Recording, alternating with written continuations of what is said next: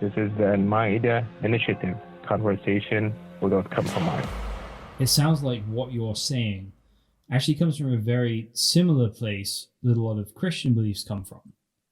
Because what struck me in some ways, but not every way, because obviously there's differences, is the death of Hussein or Hassan? Hussein. The death of Hussein, as you're describing it, sounds remarkably like the Bible's account of the death of Jesus in some ways. That the idea is that the Son of God, the true ruler of God's people, is not recognized by his own people, and he's unjustly tried by corrupt people who don't want to submit to his authority, and then they give him a false trial, and then they put him to death on a cross. Yet there's two men on either side of the cross mocking him, and then partway through, one of them stops and he tells the other guy, what are you doing?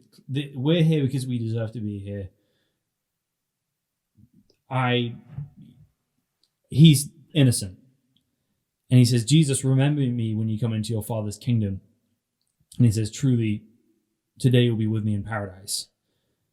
And then you have the same thing with one of the centurions who's there to kill him, changes his mind partway through as well.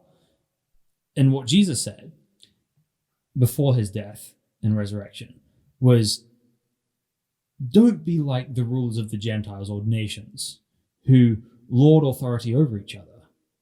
Whoever wants to become greatest among you must first become your servant. So what's actually interesting and refreshing in some ways is that what you're describing is really greatness through service. It's not greatness through conquest. And it's just a fascinating parallel to me. It is. I think we achieve greatness through service, through being used to. Look at the candle.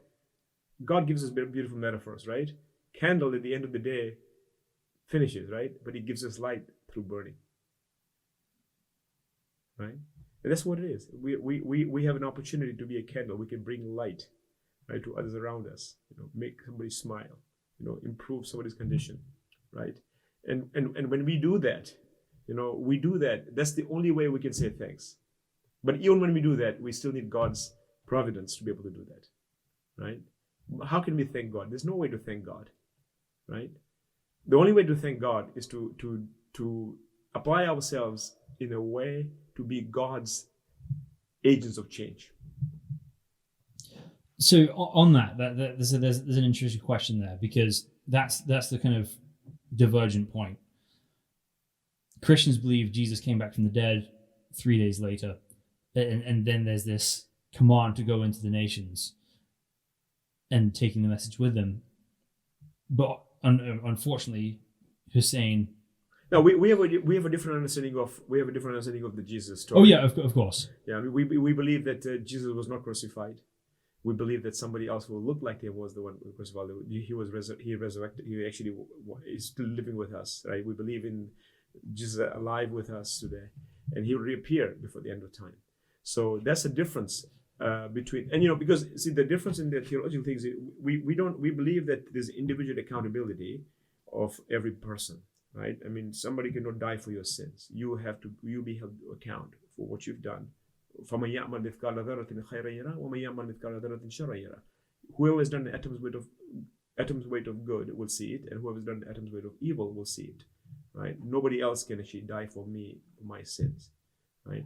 And we don't. So there's a difference. But I think I get your point, that I do say that the time of Muharram Ashura is akin to the Easter in the Christian tradition.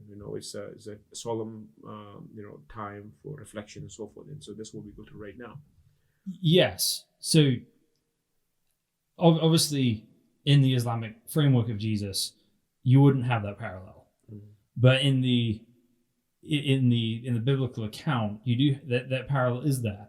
But I guess the question I'm getting at is, Christians have this, risen Jesus, that you have this premise of, okay, you can kill the truth, but the truth will come back from the dead. So obviously you have the tragedy of Karbala, and then what?